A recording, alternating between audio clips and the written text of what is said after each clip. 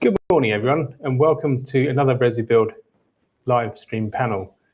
We're looking forward to a great discussion today about building safety. We're again approaching the topics of the gateway process, gateways 2 and 3. We sat here a year ago talking with the BSR and with a panel of experts, looking at what the situation was then. It was quite a bleak picture there. We're going to be looking at it both as to where we are at the moment and what the next future weeks, months, and the anticipated and upcoming changes will be. As we go through today, we'd be glad of any customer questions and any from any angle of the industry. You can do this by going on to www.sli.do, that's Slido, sli.do, and use hashtag BSR. As we go through the panel, we'll be touching on a series of key questions and some personal experiences from those who have joined us today on the panel. But firstly, I'd like to welcome everyone on the panel. And Ashley, if you could perhaps start by introducing yourself briefly. Good morning, my name is Ashley Theakstone. I'm the head of fire consultancy at a multidisciplinary organisation. I'm in fire engineering for about 12 years. Before that was a regulatory, for about 12 years, regulatory fire authority. Thank you, Ashley. Wayne? Hi, good morning. My name is Wayne Richards. I'm technical manager for Boothon UK.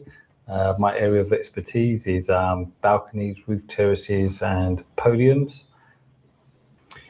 And I'm Nick Horton from Sapphire Balconies. We do the balconies, which Wayne doesn't do. This is a modular approach for taller buildings. And I'm also part of the task force looking at the gateway process, which kicked off in Parliament last year as well. Neil Yeomans. I'm an independent building safety consultant. My background, I'm a chartered environmental health practitioner, so my specialism is in how the built environment in particular impacts people's health and safety. I'm very fortunate to be on an expert advisor to back through the BSR. So I've got a lot of experience in seeing the Building Safety Regulator and how they operate. Another part of my role is I'm also the head of education and building safety for Totus Digital. So real big passion for dealing not just with the building safety aspect but also the competence piece. Yeah. Dan Norman from OBEX, senior specification manager. So I work with architects and designers, also main contractors, subcontractors and so on, in specifying our product correctly to get the maximum benefit from the product. But looking at both aspects, obviously there's the fire and the compliance side of things, but the bigger question which we need to be focusing on is performance, making sure that these buildings work and they're using the right membranes. So that's the main part of what we do. Good. Thanks, Phil. And we're going to start off by looking at some of the statistics. Now, some of you may have already seen these statistics. They're publicly available. So the BSR has categorized their quarterly statistics into the innovation. That's the new model they introduced when they started the transition away from the HSE. That has risen to its highest level it's been at so far. There's 123 applications currently in the system. That is a total of 26,224 units, dwellings, if you like. And those which have been approved so far, which accounts for 33% of the ones which have been determined, is 2,336. 33 have been rejected as well, which means that there's a similar number which is currently sitting at a 25-week period. The average approvals, though, is at 18 weeks, which is considerably down from what it's previously been. In the legacy cases, there's now only 3 projects remaining in that, according to the data here. The units in progress still remains just under 900, and the total units determined through that process is, from initially kicking off with the process at the start when the gateways came in, is 7,127. That's a 53%, which has been approved. So I want to start off Ashley, perhaps if you kick us off on this, it's kind of what's the state of the market? We're putting the finger on the pulse. Where are we at the moment with the gateways, both Gateway 2 and 3, but perhaps mainly at this point in the conversation, Gateway 2? Much improved. Certainly, personally, I think, and to be honest, I've not been a vastly experienced where we are with Gateway 2. Obviously, it's a new process, it's new, and also slow to bring in, I suppose. So I was working at that REBA stage. Our consultants at the moment are stronger in the retrospectives. So we've certainly worked on Gateway 2 applications for requests of approvals to undertake works, replacement of fire doors, installation of emergency lighting, extension of fire alarms, something like that, for existing buildings. So certainly where our strength comes from. I think, as you say, it's an improved picture. A number of my engineering colleagues in other consultancies certainly working it through that REBA stage and at that principal Gateway 2 point, and they're seeing certainly a better engagement process and appetite by the BSR to to have that feasibility, to have that early introduction point before the actual Gateway 2 application goes in. So certainly much improved. Yeah. Interesting. Wayne, how are you finding this process at the moment? I think that there's a lot more optimism in the marketplace.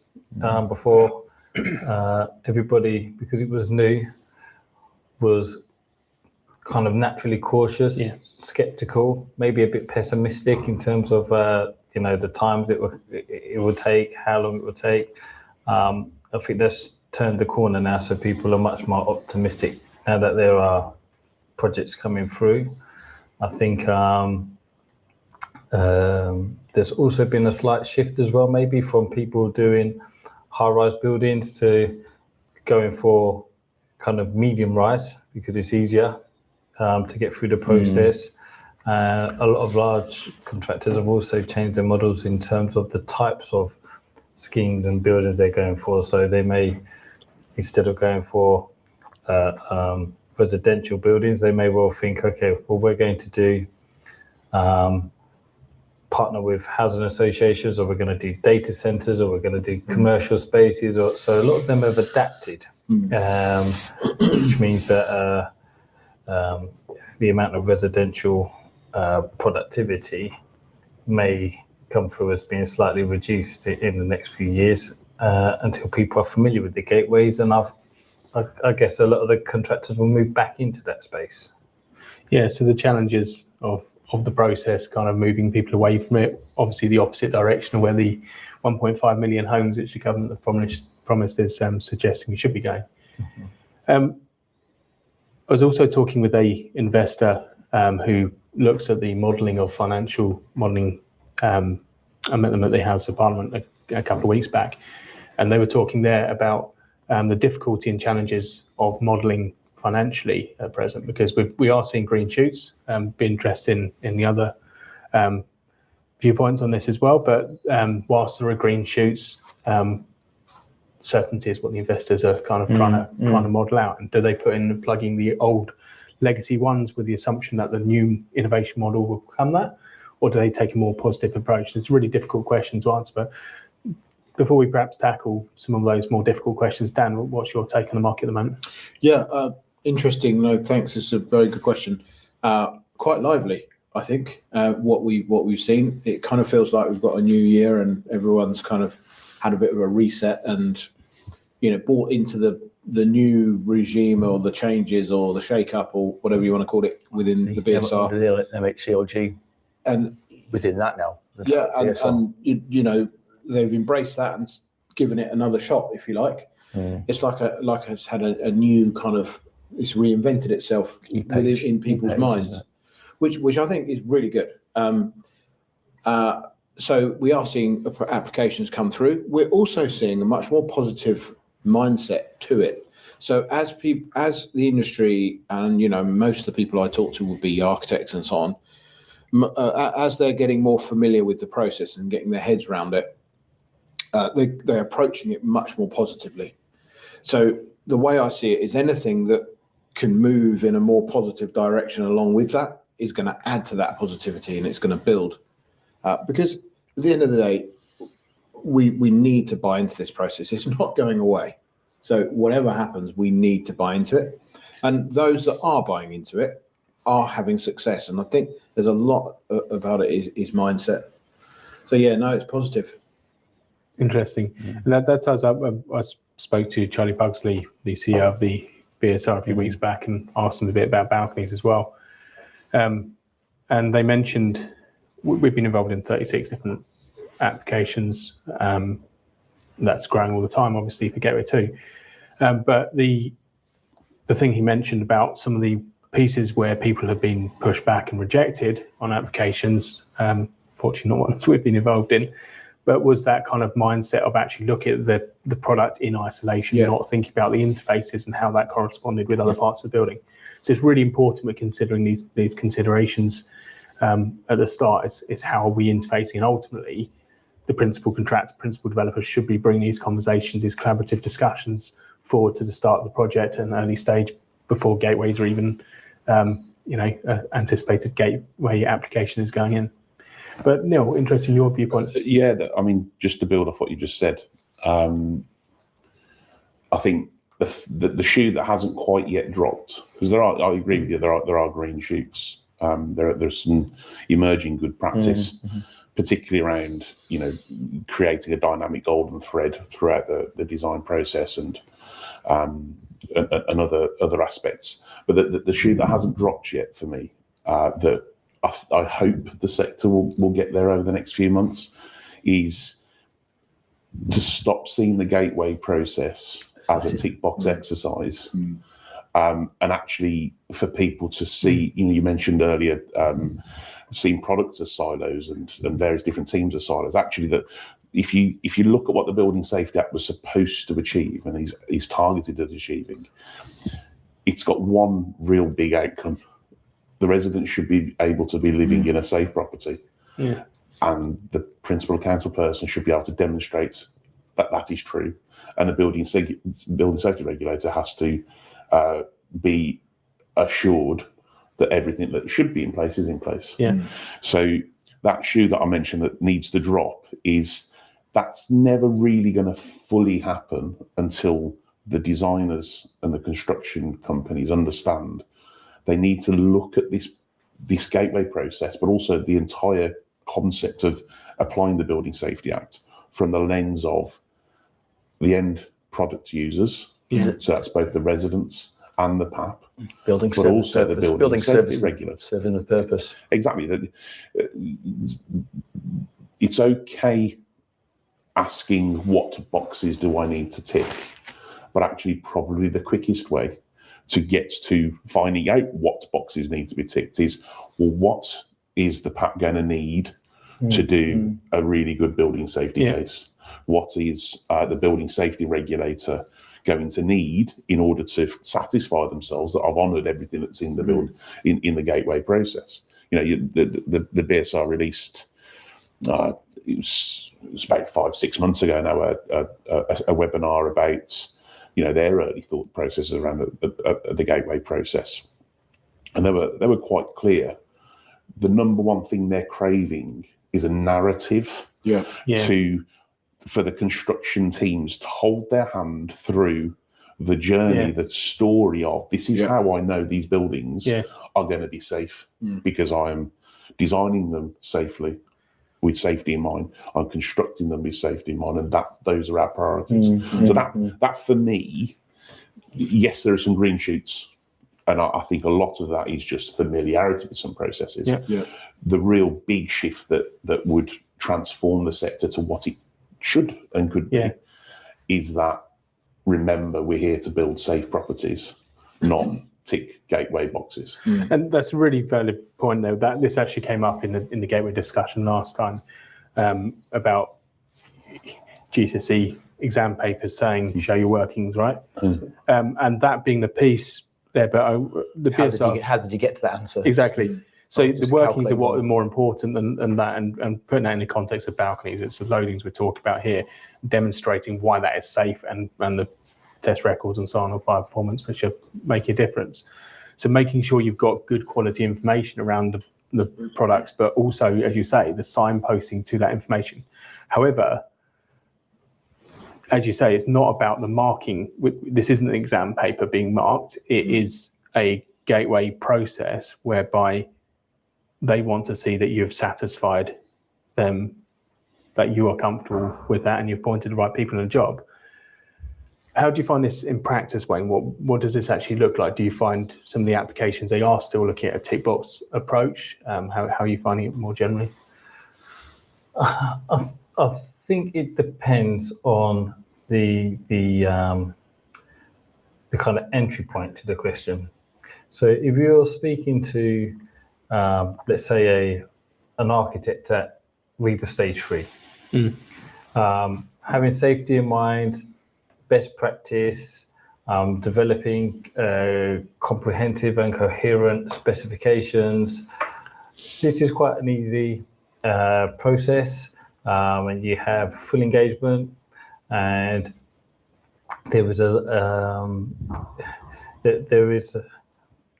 because of no cost, there is a kind of best practice approach, and hopefully the golden thread will tackle this, because as the project or building moves through the REBA cycle, you then start getting other factors and other inputs coming in. So a good example would be at specification stage.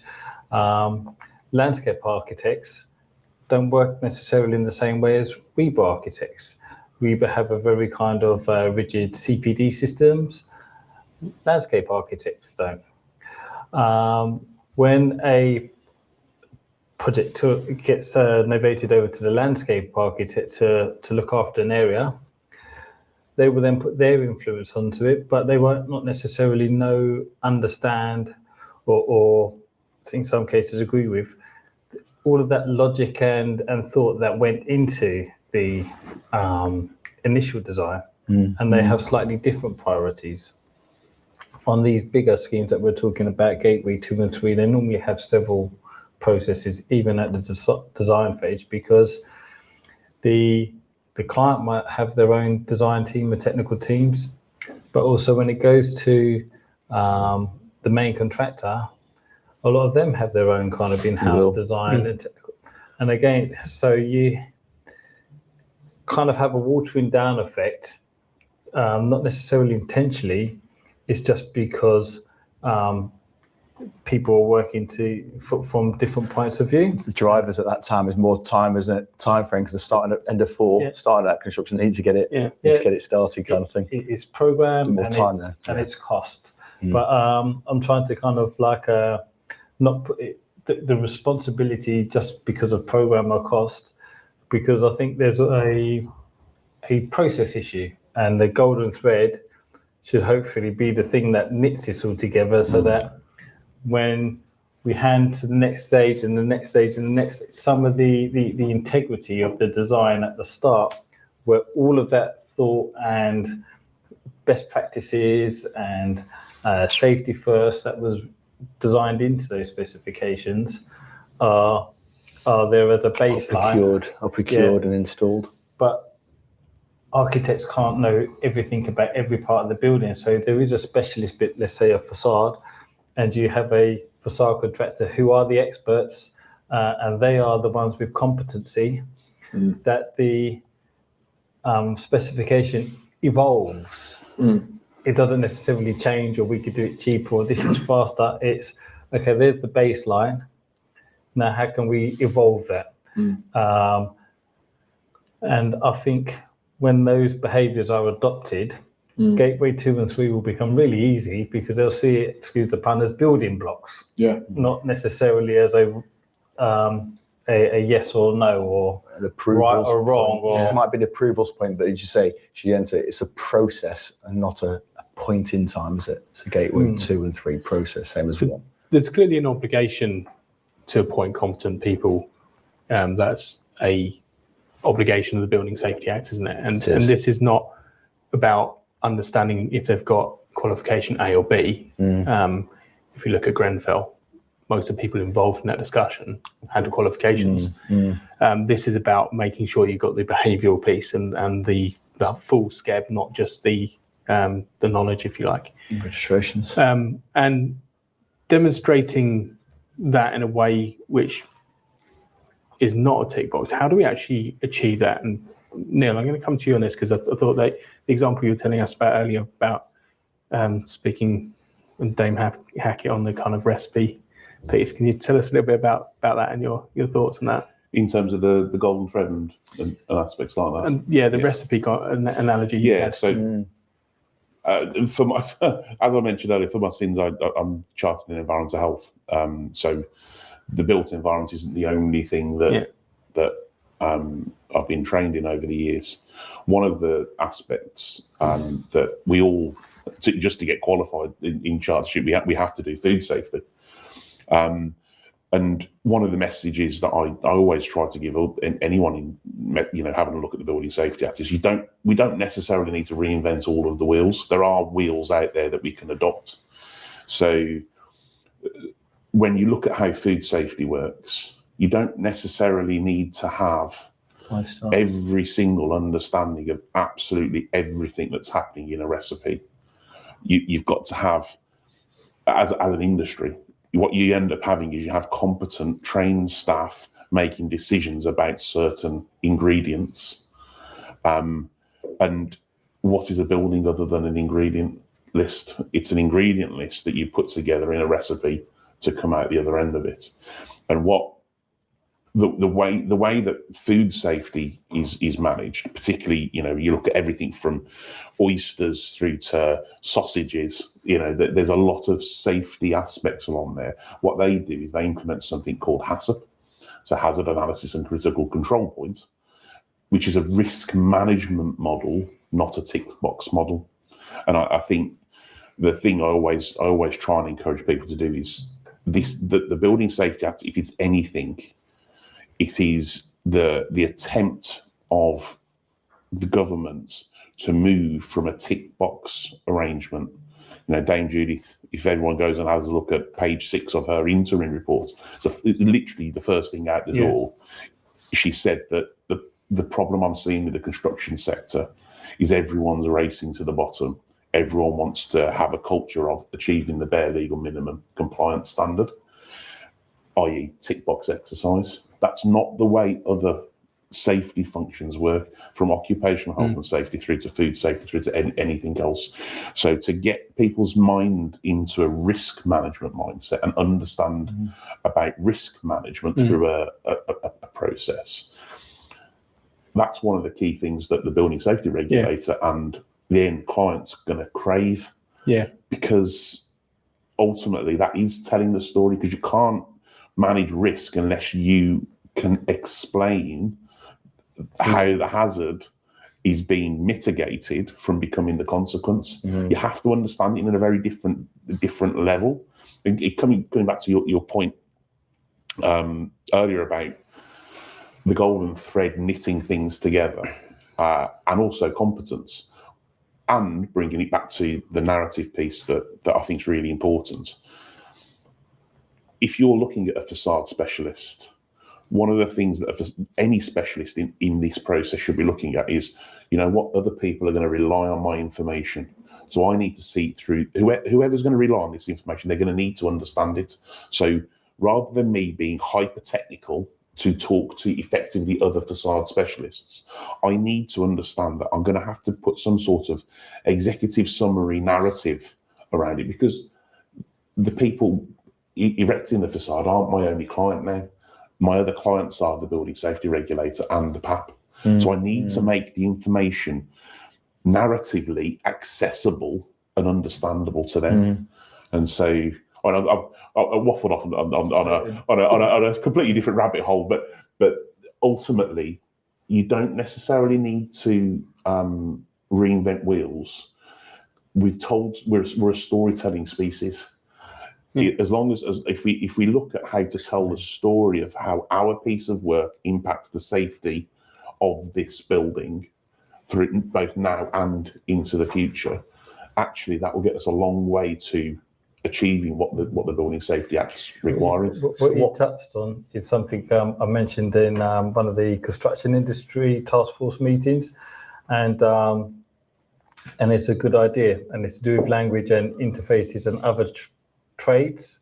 So when you submit a tender, if there was a standard format in the industry where you had an executive summary, but you also had a competency statement that you have to submit with your tender, you're basically declaring, I'm competent to do these works because of, and you put, why. You're basically justifying why you should win that package in a very way that you have the competency. But yeah, you're right. If there was an executive summary that spoke to in more plain English, it would be better for the building. So if we were doing like a podium, you can have an instance where you've got the concreting contractors, you've got roofing contractors, you can have people doing surface finishes, you can have landscapers doing planters, you can have electricians doing lighting, renewables, all of those kind of things. And if they're all on their tender packs, all had an executive summary in plain English, as well as their a competency statement, everybody will know what they're talking about, what they're doing, and the main contractor can see who they need to go to answer questions. It's a responsibility matrix, so it falls into that, isn't it? We've had a couple of questions as well coming through from the audience, and thank you for everyone who has asked a question. Don't forget you can ask it at www.sli.do using hashtag BSR. Now, one of the questions which relates to this process is, do we agree the harder the gateway process is, more and correct information is being entered, therefore ultimately making this a safer process in the long run? My kind of take on that is we've just been talking about not being a tick box exercise. There has got to be a benchmark which is far higher than the previous process of anyone checking it off. But at the same time, I guess there's a bit of a myth to address here, is that everyone is not trying to submit the least amount of information. There are some which may be doing that, but there's certainly a bunch of people which are approaching it with the mindset, as you're saying, is looking at the risk, bringing together parties collaboratively. I'd be interested in the viewpoints of the panel on that particular question. Do you want to start us off, Dan? Just run the question again, just so that... Do we agree the harder the gateway process is, the more and correct information is being entered, therefore ultimately making this a safer process in the long run? Yeah, interesting question. I don't know how to answer that, really. To view it as hard, I think is probably a bit more complex. Yeah. Rather than harder. Yeah, more complex maybe, but again, I think it comes back to what you've been saying, that we need to have, and this has really impacted me, we need to have the end goal in mind. The Building Safety Act is there to make and to implement or to force maybe a cultural shift in the industry. And what is that cultural shift? It is to build, we are accountable for the built environment. And if people die in that built environment, we are responsible. As people that have, and right down to the individuals, we have influenced the design of that building. We've implemented the fire strategy or whatever it is. We've put product into that. We are responsible. And I, whenever I've spoken to Dame Judith, I've very much got that impression. Or one time she said to me, I was talking to her about regulation in relation to membranes. She said, look, you guys know what to do. I've given you the instructions. Go and do it. And I think, that's really, we've got to embrace this. I sometimes think that it's a bit like you go through an exam or a test and you get your certificate, and then you put that in a picture frame on the wall. Great, I haven't got to worry about that for 12 months. But like with your example as to the food industry, they're getting regulated all the time, and you go to takeaways and you've got food, fast food ratings. That's the kind of mindset we need to get into, so that we're constantly challenging ourselves. And they're being prosecuted as well at the same time, which obviously is yet to really come through in what's happening. Certainly some of the behaviours of people appointing people because we've got a very cheap price on it, or you perhaps bully the supply chain into doing a design upfront FOC just because they're the small people on the block. But certainly that kind of mentality we're likely to see being prosecuted. For those who haven't come across it yet, the CPR released a white paper a couple of weeks ago now, which takes it to the next stage of actually having a super regulator joining together what ultimately the BSR and the OPSS are both looking at, but to make enforcement a very real thing, and have the powers to request test information and be able to drill into test results and so on. So we're avoiding that. But in terms of that mindset piece, I mean, we're certainly seeing that there are a lot of collaborative companies. We're seeing a more positive and collaborative approach up front on projects, people being very mindful of that approach. It's not like, if they're working through that, there's a lot of risk adverse people in the industry now, which is good. And doing things properly is definitely becoming the norm, not the tick box piece in there. So be interested if that's what you're seeing. Actually, you're obviously agreeing with that. Yeah, for sure. I mean, I was speaking to a colleague a few years ago and looking at scores on the doors, for buildings that have a rating mechanism against the safety case process. In the lobbies of buildings and things, and particularly hotels, as well as that hospitality, where you've maybe got a choice to go somewhere else, maybe, as you would do from the restaurant business. But yeah, I was going to say about those declarations of competence, bringing it back round to that sort of the SCIP scenarios. We're certainly having that pretty much most everything that's to go with a declaration of competence these days. Not just about a couple of case studies that you've done before. Actually, how have you done that? What did you do within that process, within that project? And it's not just that individuals.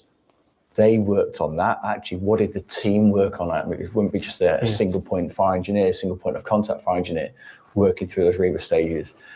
And with a movement of people in the industry, it may not see them all through anyway. But yeah, so that fire engineer might involve a couple of other fire engineers in their team through those stages, not just an early stage gateway one, fire statement. That might have been done by, it might be a different fire engineer looking at the technical stage, doing fire modelling perhaps.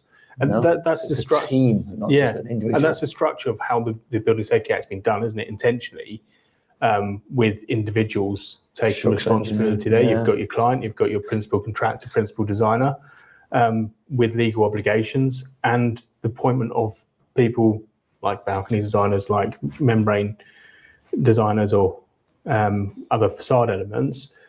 The appointment of those people, it needs to be both organisational and personal competence, doesn't it? Yeah, absolutely. Yeah, and that's excuse me. That's why I see that that understanding the brief. Why is the client ringing you up and saying, "We want you involved in the project"? Okay, what is the project? Where do you want to get to? What is it at the end you want? Actually, I need you to support us in the Gateway 2 retrospective strategy, Gateway 2 process. Okay, well, I know who the reader's going to be of this document I'm going to write.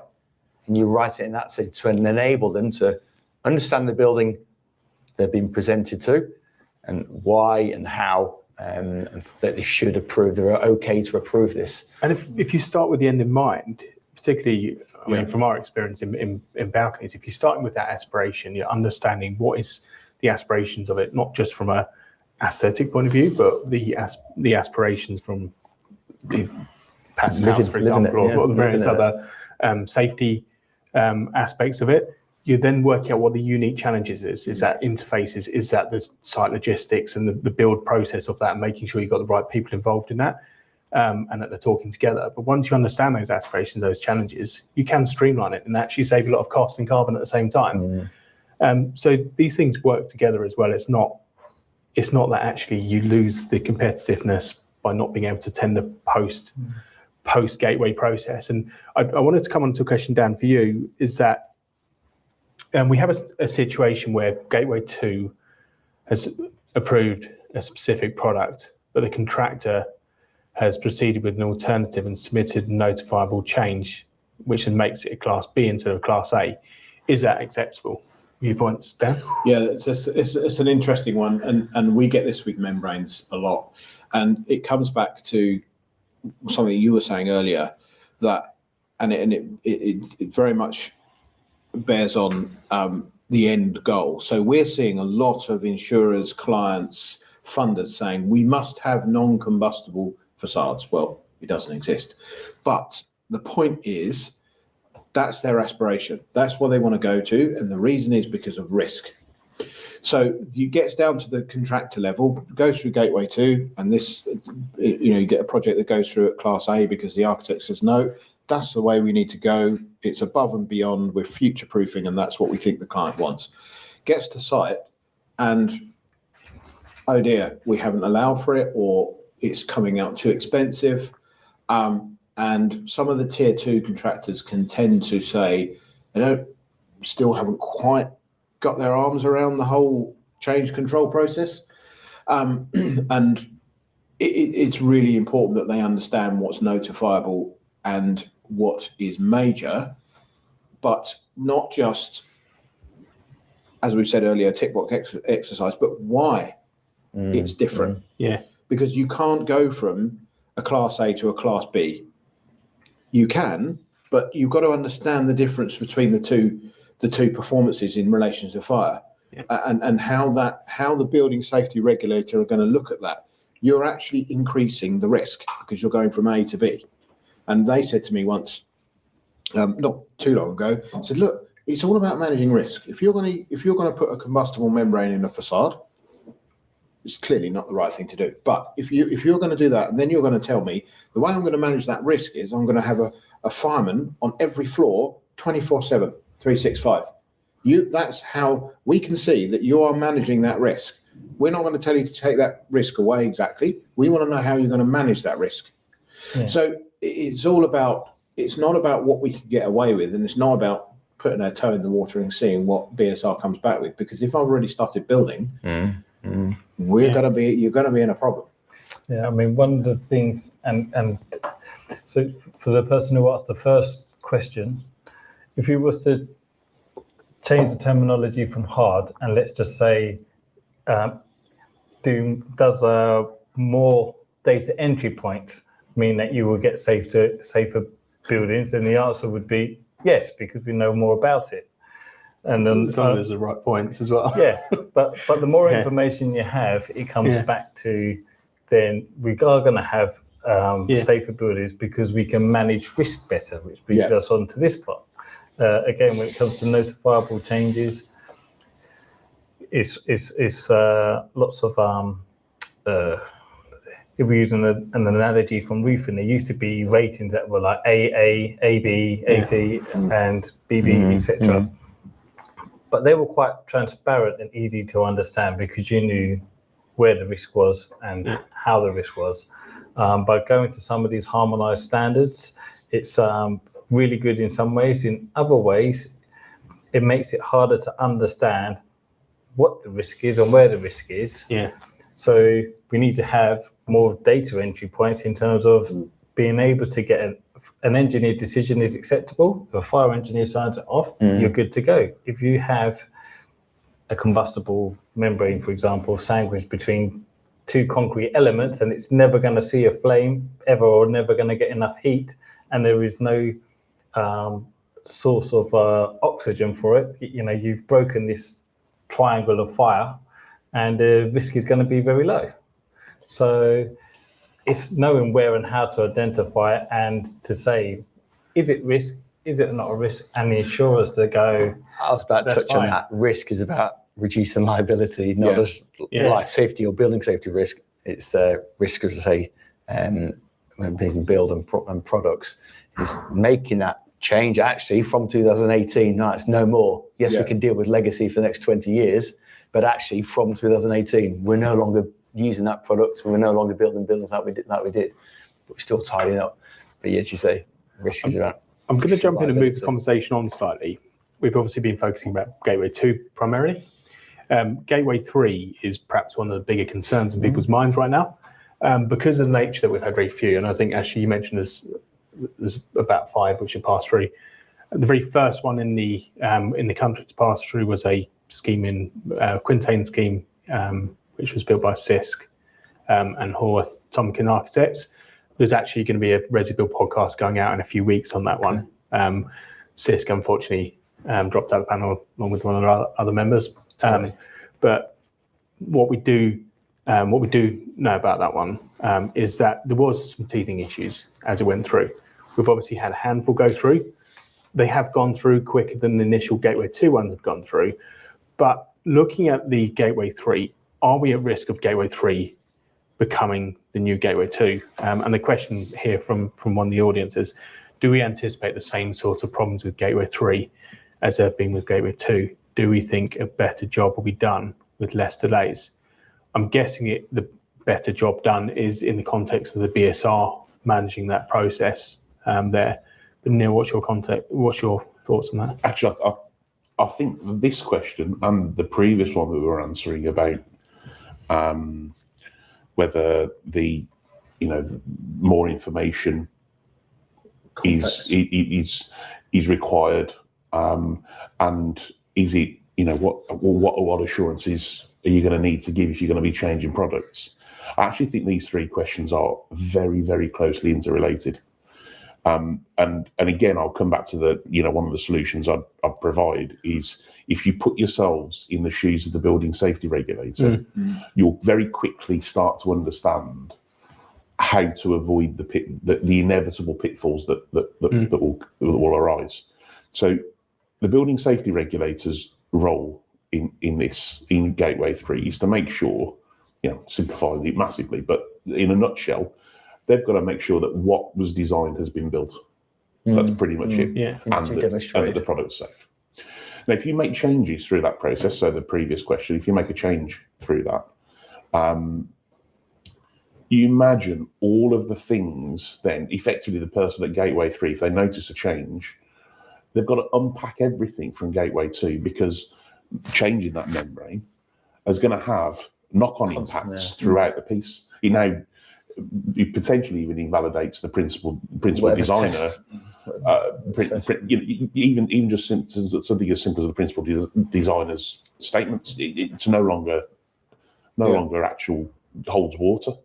So moving towards Gateway 3, my strongest advice is, right, if you imagine yourself as the Building Safety Regulator, any regulator, and you got a couple of ex-regulators, gamekeepers on the table, will tell you that actually, whether we like it or not, there's a spectrum of acceptance of confidence. There's a confidence spectrum in when you have a look at any documentation. Yeah. If you're given a nice warm sense of being able to trust, because there's a really good competence statement, the people that have been involved in this project are highly credentialed and have good experience and actually even talk through the behavioural piece. If they have things like BS 9997 accreditation, if they've done the golden thread work, gone through ISO 19650 and done some really good golden thread work, if they've told the story of how that building, how we have, I forget who coined the phrase now. It was one of the guys on a previous BSR seminar. They said, we need to stop doing design and build. We need to do design then build. Yeah. So if you crystallise that for the regulator and tell them a story, what happens is you as a regulator, you're a human. You're going to start to trust what's in the document. If you don't give them that narrative and you don't give them that warm sense, the thing lower on the confidence scale, you trust is here. The next thing down is transparency. Yeah. So then you ask the question after question after question, because you now don't trust the documents enough. You're going to have to, your spidey senses have gone off. I need more transparency. So that comes back to the previous question. You don't necessarily need more information. What you need to do is you need to package it in a way that gives the answers that the BSR are asking. And the BSR is asking, how do you know this building is being designed safely and built safely? So it comes back to that original statement I made. If you get yourself out of the head of an architect, out of the head of an engineer, and into the head of a BSR regulator and the PAP, and design it through that prism, you'll end up saving a lot of grief at both stage 2 and stage 3. And what you say is a brilliant example of that. We're moving away from this mindset that we've had a legal obligation on Regulation 38 to have as built. Right. It's already there, wasn't it? It was there, an as built was only as intended to be built, rather than a genuine as built in many cases. The reality is we're moving into a process which is now being checked, and those questions will come out off the back of it. But there's also huge benefit, particularly from product manufacturers. I mean, as Sapphire, we've certainly seen the benefit of it.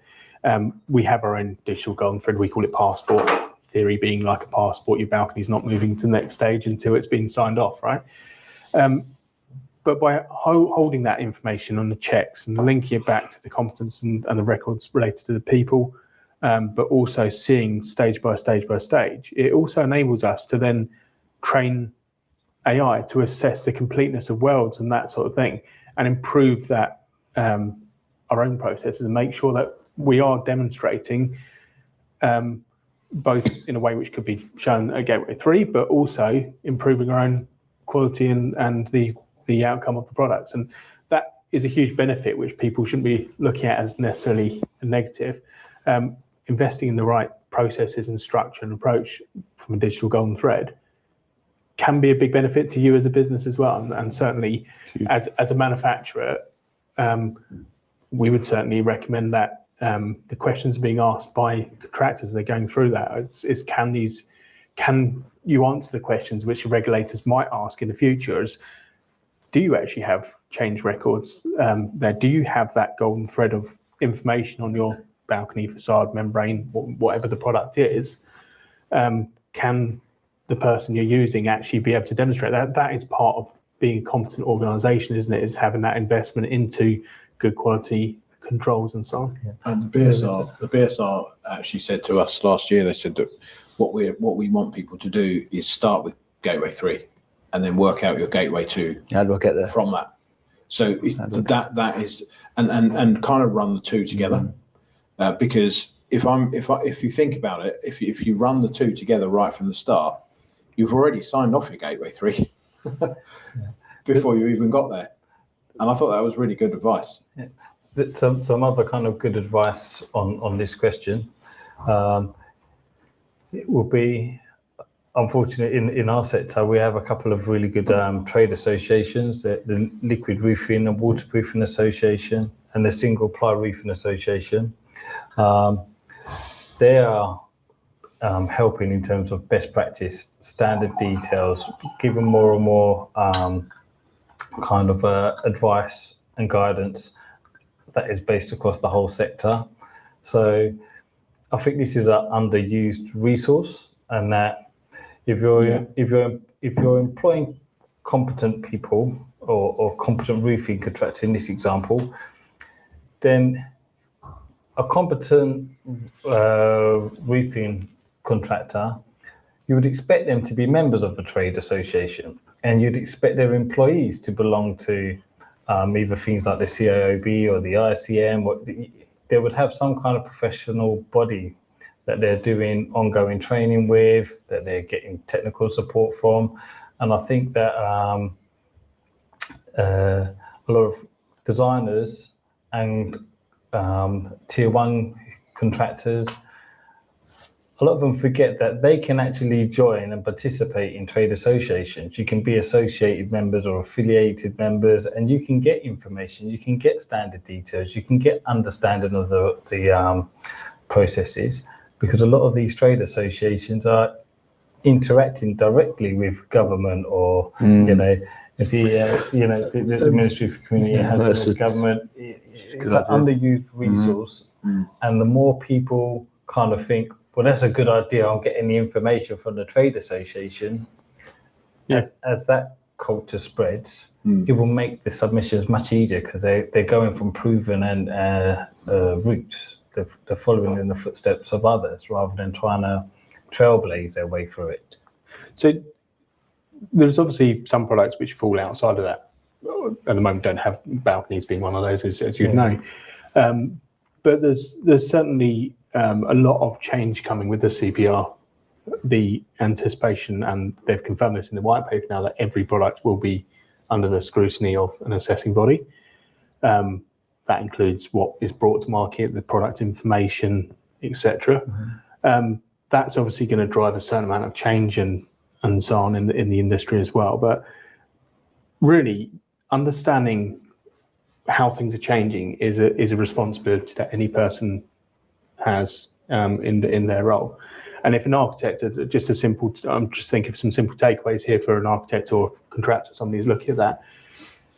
Join the conversations, speak to the people which know what's going on in their industry, because you can learn so much. And the majority of companies are happy to collaborate and talk at an early stage in a product, and give some steer on what's happening. And certainly with the gateways, we obviously saw the first Gateway 2 applications were quite varied, the responses between one part and another.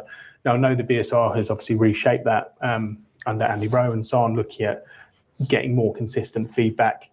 And the presentation of that, and as you said, you're talking about the document management, the document control, and rather than a series of architects drawing numbers, whatever. Actually, where does that relate to? Forms an index. This is an index. Actually, this drawing relates to this facade, elevation number, or whatever. Yeah. Because I know there's different organisations which have Reba, RICS, various organisations have worked on sort of summarising product information, but in reality, the people which work under roofing, for example, or balconies and membranes and so on, are going to know their products, or they jolly well should know their products better than any other person in an organisation like that. So it is about bring those collaborative discussions to the table, isn't it? I think a good example would be when acoustic regulations came out, Part E.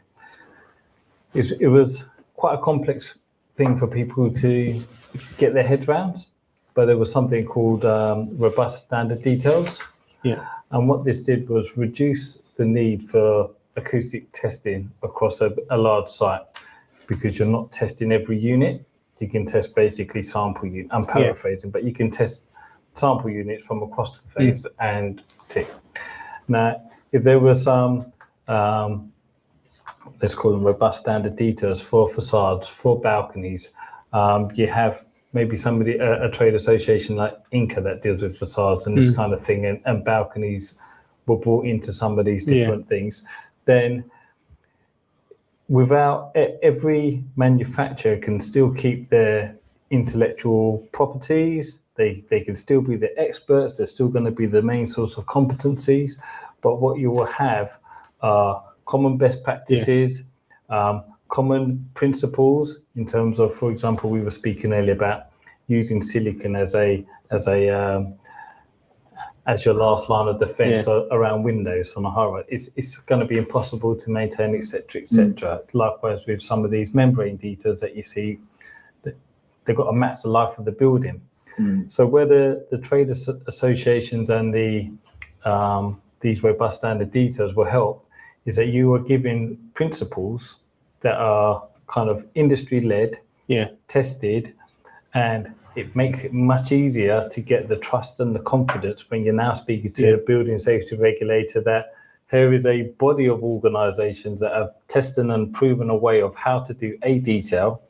And this comes back to what you were saying in terms of, so the trust level is going to be quite high now, but it also means that all the manufacturers can kind of work to those principles, in their own way, and make it easier to specify, make it easier for it to then go into the golden thread through the architect at stage 2 or stage 3, and then work its way onto site, because everybody knows the robust standard detail is it should be done this way. Hold on, that doesn't look like it's been done right, because this is how the industry, do it across multiple sites. And that's why I'd there's a strategic piece. When we focus in on ad hoc Gateway 2 and Gateway 3 applications, we sort of lose the bigger picture.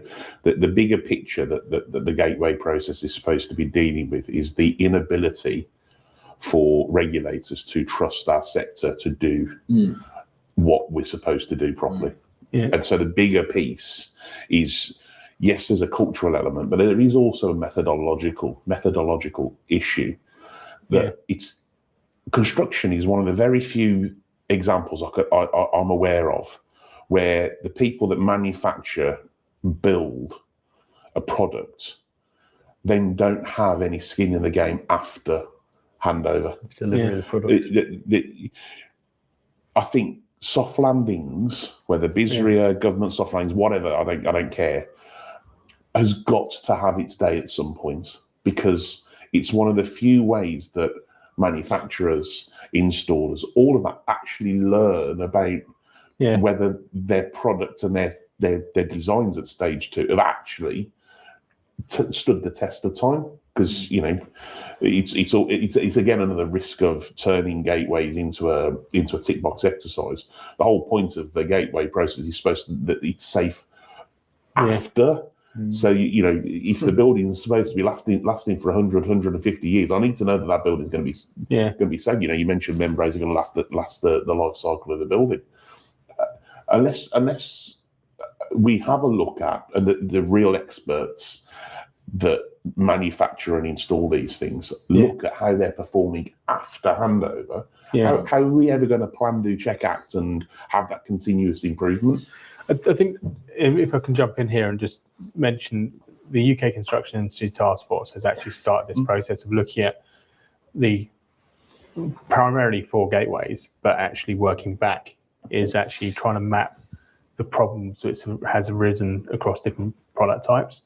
I think it could be a very valuable piece if we can get the BSR to show and demonstrate some of the challenges they're seeing, or people's maybe lack of competence in demonstrating certain detailing, but also warranty providers and HPC and housing associations and people just seeing these issues in day-to-day context, and these are the risks which are happening in the marketplace, but also this is best practice from decent, competent companies. Together, it needs to be benchmarking, doesn't it? It needs to be transparent. Benchmarking would be helpful, wouldn't it? To know actually what is complex, what is the depth of information, and the ought to be providing, or they're expecting that. What they don't want is there's a tomb. There might be 600 pages required, but that's clearly going to take some time and a team resource to be able to do that. They need to know when that's landing for them, so they can place the resources ready for that 600-page document arriving. That they've only got to put together because there's no clear document control index, maybe.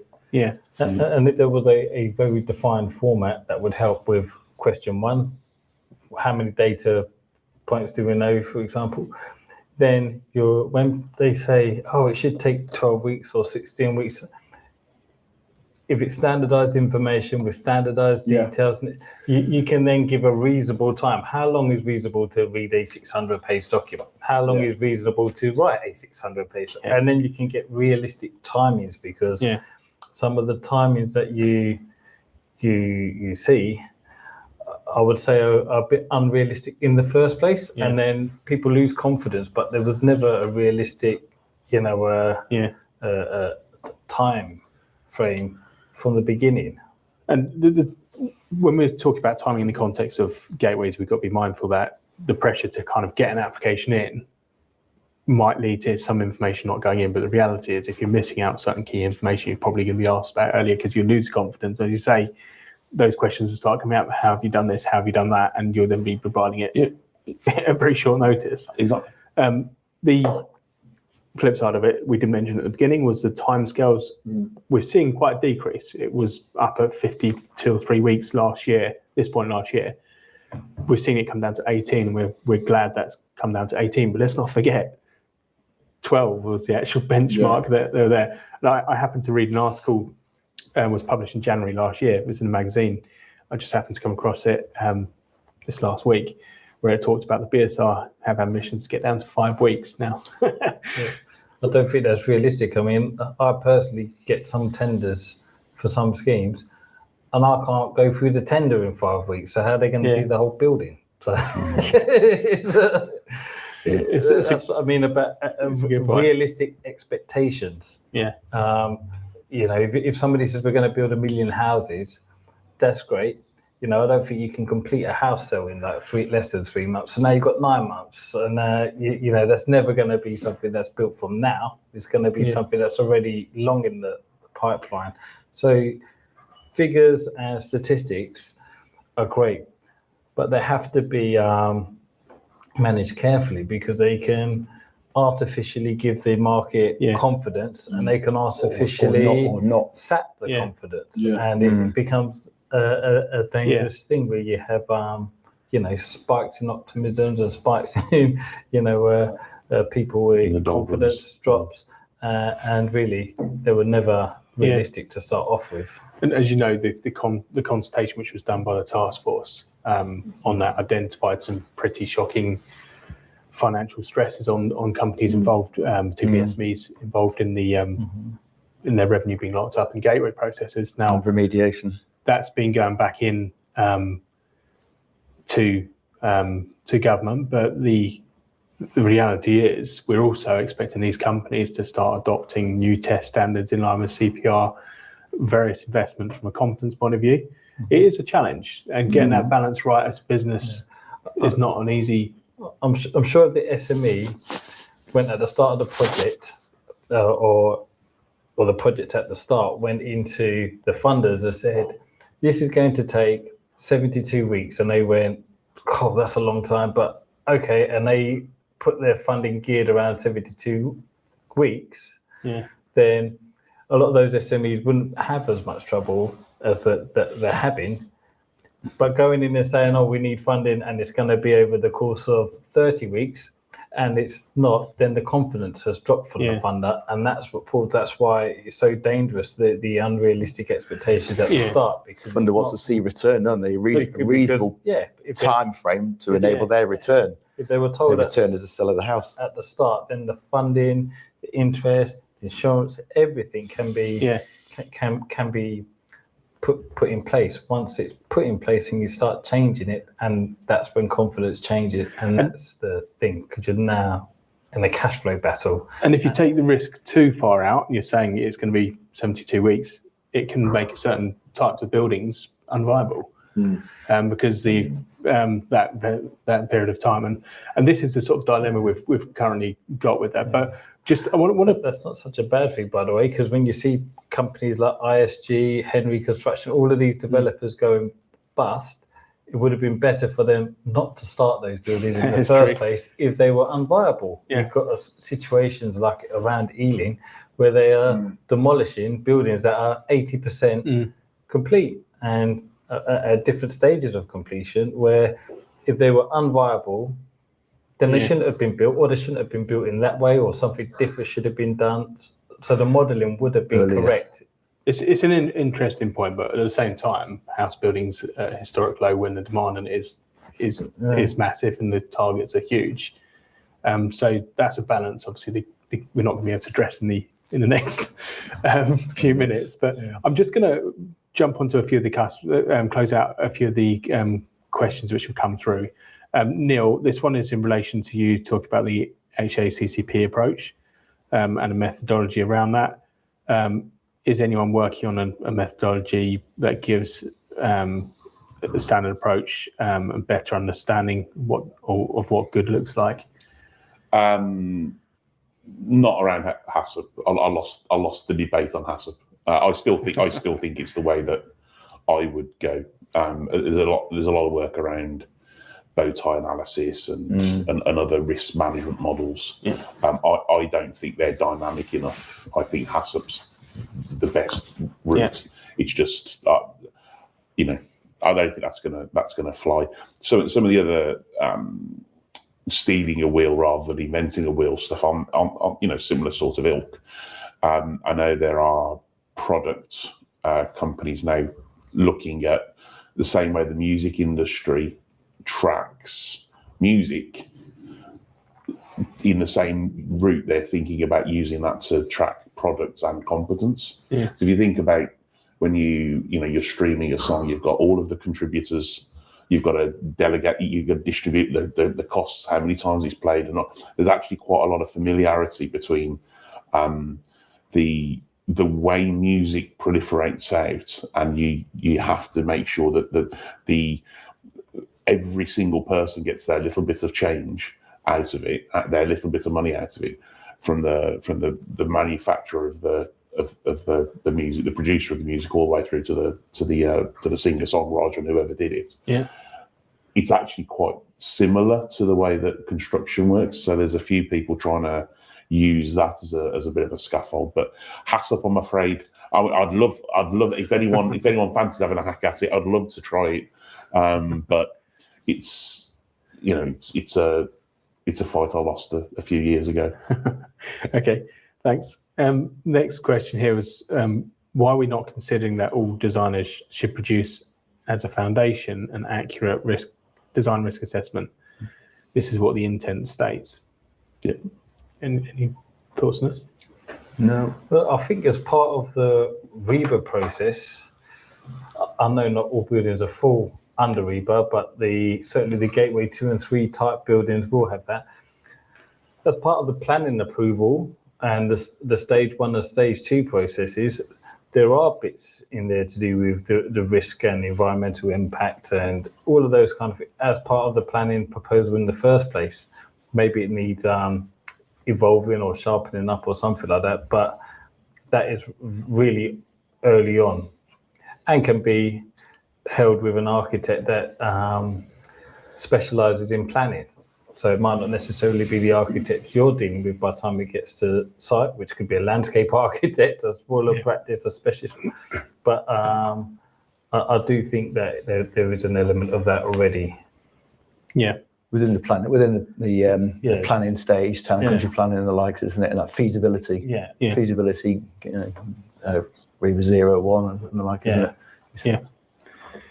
The next question, it says not so much a question, more a statement. It seems more pressure on Gateway 3 will come with PBSA projects due to September deadlines for student intake.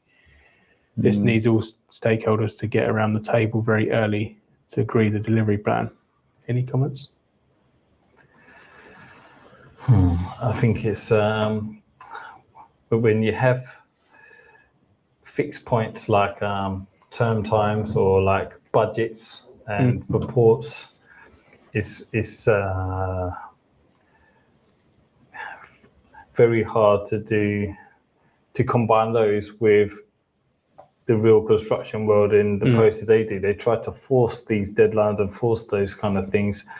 But if you want safety first approach, buildings that are designed safely, and all of the things that we were talking about right at the very start, then that has to take priority into, is it this September or next September? Or you're not trying to falsify the delivery, a safe delivery by having a deadline like that. You're going to, like Neil pointed out, you're going to leave something out in your application and then it might come back with questions. And that. So if it's safety first and best practice first and all of those, term times should be secondary.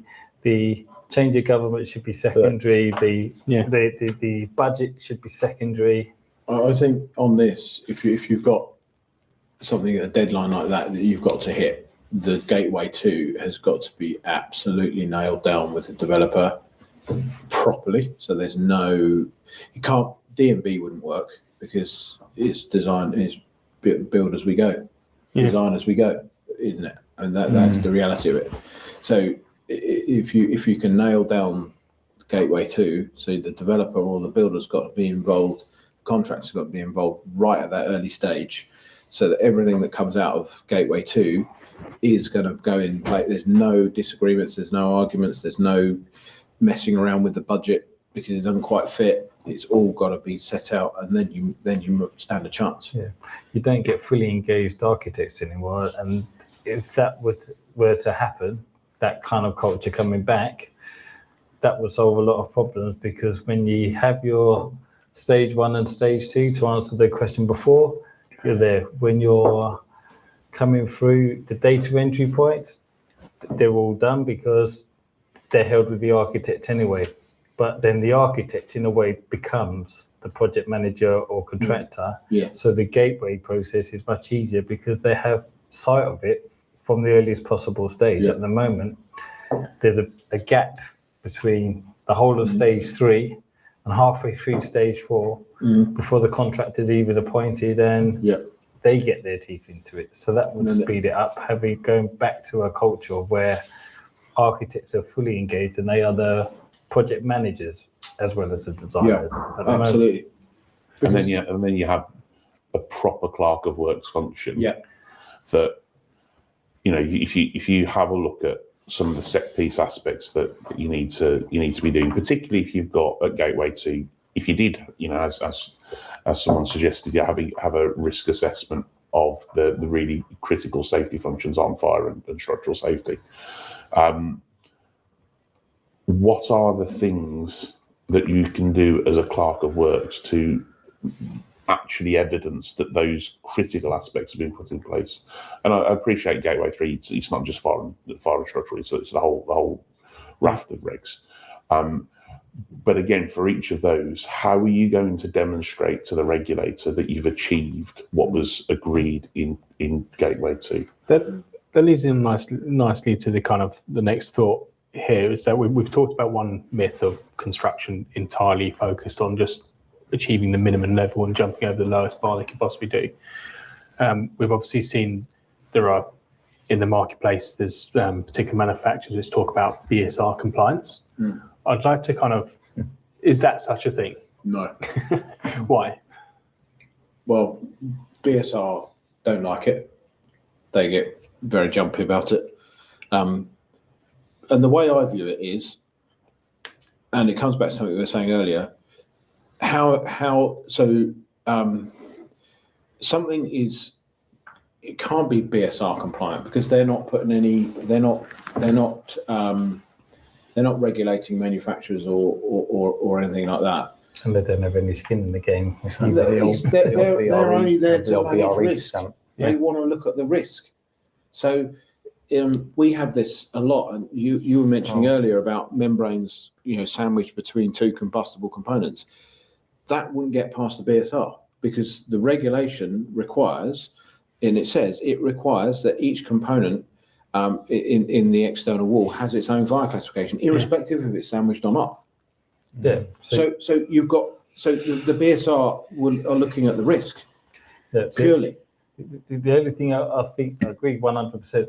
The only thing you could do is make something more, and I don't mean it as a literal term, BSR friendly. So if we was to take that kind of example that you were doing, and we was talking about standard details, if you had a Class A panel, a Class A panel, and a Class B membrane in between those, and it was a detail that the industry said this should exist, this is why, and this is how, and then the BSR has a proven record of accepting that detail, then the trade associations can go, this is a standard detail that is used throughout the industry that the BSR tends to accept, where you have a Class A, a Class B, a Class A, and it's then not dangerous because they wouldn't do that any more than the fire authorities would do with endorse smoke detectors going in homes. They just wouldn't do that. So actually, what's your take on this question? Is BSR compliance a thing, or are we just talking about absolute rubbish? No, it's not compliance. BSR compliance wouldn't go hand in hand, wasn't it? It's the functional requirements. That's compliance, isn't it? We can only report on what has been passed and try to do what people have done before, rather than trying to come from a fresh approach. Like trailblazing, basically, is the path to delays. But what are they going to say? They're going to say, well, is it compliant with the regulations, aren't they?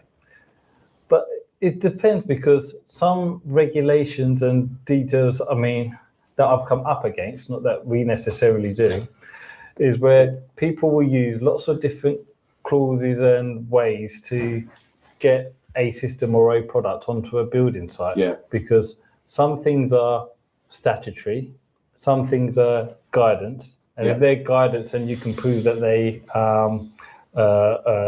satisfy a fire engineer, then the fire engineer signs it off, and you're fine. So hate that. I thought that was but Hello, is that a fire engineer? Yeah. Would you mind just just sign emailing this over? off, Just please. sign this off.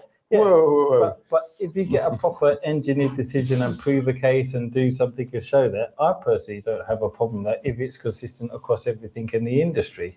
But we can only, you can't have BSR compliance or BSR approved, or you can only say this is what generally passes and this is what generally fails. And I'm going to move the conversation on, conscious of time here, but just finishing on that point, the Office of Product Safety Standards, OPSS, said to me that they hate the word compliance being promoted as a marketing thing. It's a legal obligation. It's not a marketing benefit, right? And also, it tends to be used in connection with British standards, and that's fine. But the legal compliance is actually in relation to Regulation 7, Regulation Part B, and the parts out of the Part B document. It's not actually a wide term, so it's very misleading in its context. So I'm just going to move that on to the next myth, which is, when does the Building Safety Act not apply? Neil. Not apply. Well, the Building Safety Act applies to all buildings. Yeah. and I actually said To all buildings, but it depends whether you're keeping it within the framework of the gateway piece. And that's what we will talk about here. And just for clarity, the reason it applies to all buildings is because it specifically states it, and it specifically says there are certain stuff which applies only to buildings above 18 meters. However, things like proving competence, proving your organisational personal one, your duty holding responsibilities are not relative to the height of the building, are they? Yeah, and really, the main difference is the enforcing body. 18 metre plus. You're looking at the BSR for looking across at my building control colleague over there. When you're below 18 metres, you've still got to go through much of the same stuff. It's just is a very different approach taken. The approvals process wouldn't go through the BSR. Exactly. It's the local authority piece. But the way I would encourage any construction firm to think about HRB stock and lower rise stock is treat that like the same concept as car manufacturers do with Formula One cars versus road cars. You can try out different techniques, particularly around things like the golden thread, BIM modelling, and things like that on your HRBs in consort with the BSR. And if it makes financial sense, then you can roll that down into your low-rise stock as well. Same way as for power steering and ABS braking is ubiquitous. And you can't buy a car without it now. But that was first trialled decades ago in Formula One. That's the way I would encourage people to have a look at, and so that there isn't a two-tier system. There's just a higher risk aspect, and that eventually the technology that you're applying and the methodology you're applying can. And actually, in Wales, that has actually come in all buildings. It's not above the 18 metre mark anyway for a lot of requirements. Just about to cover that, because we won't have time, so that could be the next one maybe. But there are different thresholds of different buildings, like this 15 metre threshold if you're doing things like prisons, care homes, hospitals. So there's lots of other types of buildings. So I don't want to say that they don't apply to the Building Safety Act, but there are slightly different guidelines for different building types as well. And one for you, Ashley. Can you simply, for those who talk about gateway approvals being planning consents, what is the difference between what is needed from a planning aspect and the gateways? Is it the same, or can you clearly explain the split? Yeah, it is. I mean, Gateway 1 is the planning application process. So you're going through the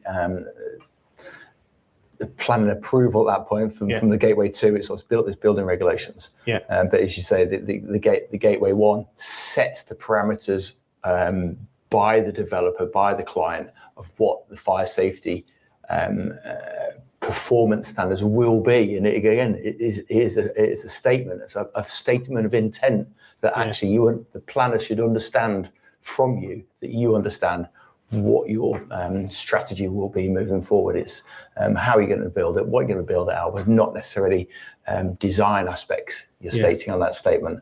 I'm working under the 2019, 2020 in the London plan before the Gateway 1 template as such came out in mid-2021.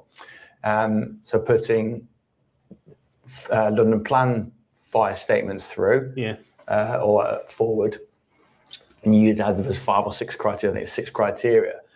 And so there wasn't a depth or range of report, how many words should that be? How many pages should that report? But because you tried to sit with those functional requirements, I saw them as those 6 criteria the London plan had. Was actually Gateway 2? Pardon? So what's the difference between that and Gateway 2? Well, then when the template came out, and I think it's August 2021 for fire statements, they're limited to words. I was thinking earlier on when you were saying about how deep, what depth should these applications should be, whether 1, 2, or 3 should be. Clearly, the planners want something quite succinct, and they could move on. So that's where there's a 200 or 300 words sort of limitation as far as how much do I need to know. If you say 1,000 words, that indicates that actually I need a little bit more information. Yeah. If you're limiting that question to 200 words, a little bit like an exam side of it, job application, 200 words, then actually I know I need to make it quite short and to the point and not going into too much design detail. But you're saying you're going to discuss that in the next stage. Yes, absolutely. You said, Nick, even the Gateway 2, then setting out, I think, as you say, you're moving through to Gateway. You're at REBA 4 now. You're at REBA 4 now. You go for that Gateway 2. So clearly, you've set something out at REBA 1 under planning.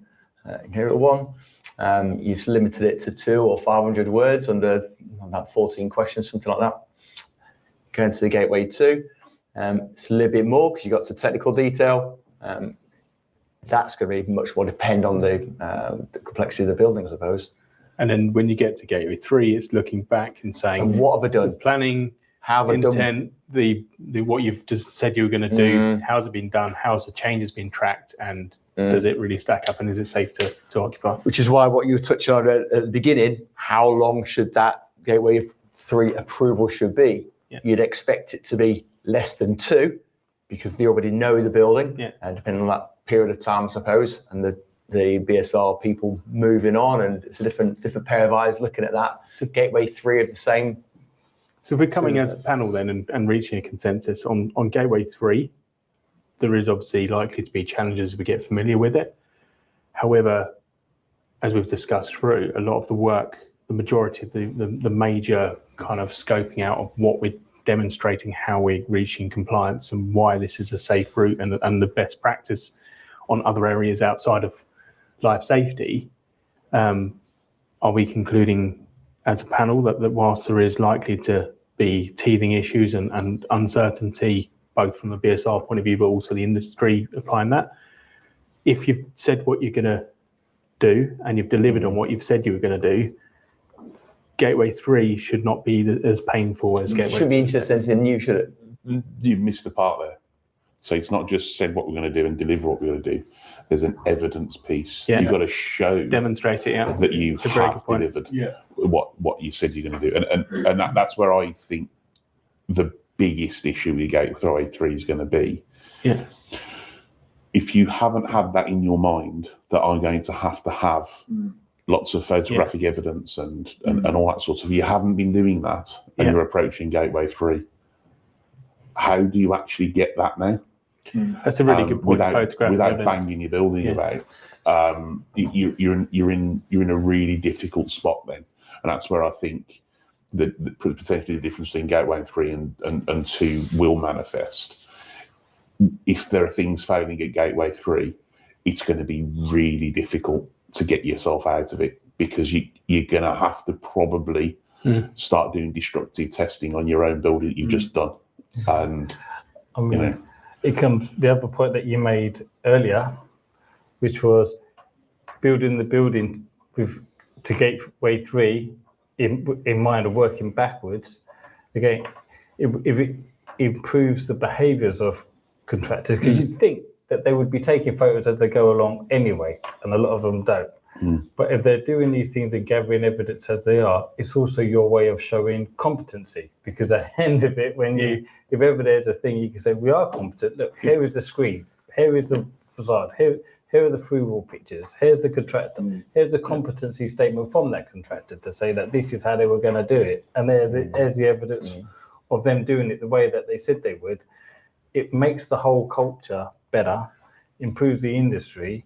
Yes, it's going to take longer, but if that was a behaviour and a habit from the start, whether the building was big or small, it will get quicker and quicker and quicker as time goes by. I'll be quite positive about the industry and the whole process. Do you think this is a great takeaway for anyone who's watching this who might be looking at making a gateway application for Gateway 2?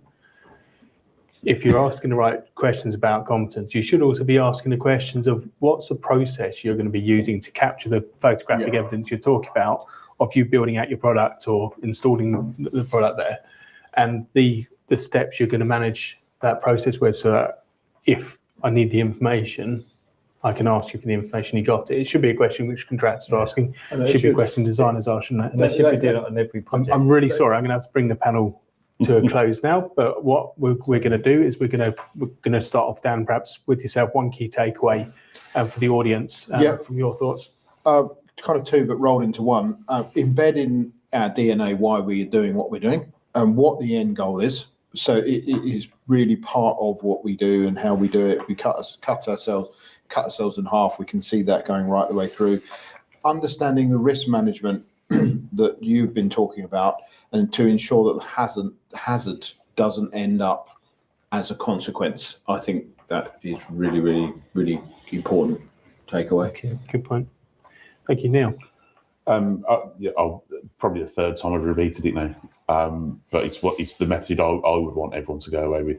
You'll make your lives a hell of a lot easier if you get yourselves out of your own lens and into the lens of the people that are going to be actually marking your homework. Get yourself into the lens of the Building Safety Regulator and the end client, and critically, do not forget that the whole reason we've gone through this is because we weren't keeping people safe. So if your approach isn't based upon that's what I've got at the forefront of my mind, not tick box exercising, then I'm afraid you're still going to have problems. Ashley? Not forget on that note, I mean, 40 years ago in the mid-80s, and this last year, this year, next year, so a lot of anniversaries of some serious incidents, not just fire, structural safety and the like. So we've gone through, UK have gone through significant pain such as that. So legislation we did have, which was a result of of incidents we had before. For me, takeaways, early engagement with the fire engineer, particularly Gateway 1 at that statement stage. And then if it's the Gateway 2, reviewing that Gateway 1, reviewing that fire statement. Am I still, and like Thomas was saying, that's what they do. If I was a regulator, I would, at 3, perhaps looking at 3, say, what did they say they were going to do at 1? And for me, again, that early engagement, that consistent engagement with the fire engineer, not just for producing reports, it's including on their DTMs and the fire design workshops, and not so actually I've got, not just keep saying tick box, I've got fire engineer, I've got fire strategy, I've got one then, I've got one then. Actually, fire engineer doesn't know what you've done in the last 12 months, what you've been talking about. Wayne? To really influence that. My takeaways are, I think the hazards and consequences are a great thing and they should be adopted. But I think that the gateways are a great way to potentially improve the culture and change the behaviours. And if people do, as we spoke about earlier, whether the building is high-rise or not, imagine it's Gateway 3 and that they're going to be showing evidence. They're going, as they're doing the buildings, they're recording things. When they're appointing the contractors, they're looking for competency statements and case studies and checking, have they done what they said they're going to do? Those installers are going to the manufacturers. Are your products exactly what you said they are, and tested how they are? and kind of working backwards, then it will improve the safety of the of the whole industry. To use your Formula One analogy, ABS will be standard on all warehouses. Thank you very much to all of you, and particularly thank you, Ashley and Wayne, for stepping in the breach when we had a couple of people drop out in the panel discussion. Your input has been very valuable. We'd like to summarise, I think, the key points we're seeing as there's definitely positivity in the Gateway process, the Gateway 2 in particular, the timing's coming down, the BSR do seem to be getting a grip of that. That said, it's far from over. The green shoots are yet to become trunks, and long-term change, we're still considerably above what the approval was set out to be as a 12-week one. And the challenges, the financial stresses remain amongst the SMEs and the contractors in the sector, and investors making things actually stack up and buildable. The real question remains, is Gateway 3 going to become the new Gateway 2? Hopefully we've brought a few points here of reality to actually looking at this and hopefully giving people a bit more confidence. The remaining question, which we'll be looking to answer in the podcast we're doing on the NEO2, NEO3 scheme, which CISC built for Quintain, and the principal designer will also be joining that podcast, or Tomkin, which will be coming out in a few weeks' time. So watch this space. We'll be analysing that project, what was asked, what were the challenges, what was demonstrated, what was the evidence there in that process, and we'll be sharing some really interesting insights. So certainly have a look at that on there, but certainly a bit more positivity than this time last year, and hopefully next year we don't even need a conversation around the Gateway process. But thank you for everyone who's joined. Thank you for everyone who's asked questions. I'm conscious that we didn't answer all of the questions. What we will seek to do is have a discussion post this event and follow up with some further information. So keep having a look at the ResBuild social channels and where you should be able to do that. Otherwise, thank you very much for joining us, and goodbye from us.